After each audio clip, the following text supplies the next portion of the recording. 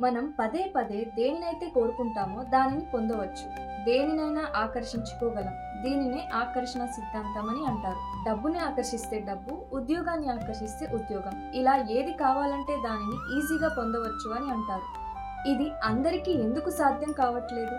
ఎందుకని కొంతమంది అప్పుల పాలవుతున్నారు? ఒక పేదవాడు ఉన్నతమైన ఆలోచనలు కలిగి ఉన్నప్పటికీ తాను డబ్బును మాత్రం ఆకర్షించలేకపోతున్నాడు. మధ్యతరగతి వారు అప్పుల బారి నుండి బయటపడలేకపోతున్నారు.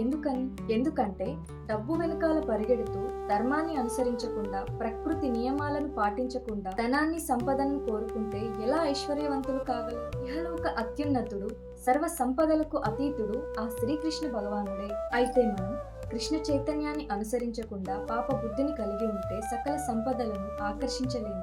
ఈ నియమాలను అర్థం చేసుకోకుండా దేనినైనా ఆకర్షించుకోగలను అనే భ్రమలోనే ఉంటే నీవు అధికారం, ధనం, పాండిత్యం, సౌందర్యం ఇలా ఇహలోకపు జీవితంలోని సౌకర్యాలన్నీ లభించినా జన్మ, మృత్యు, జర, వ్యాధి దోషాల నుండి మాత్రం విముక్తులు కాలేరు.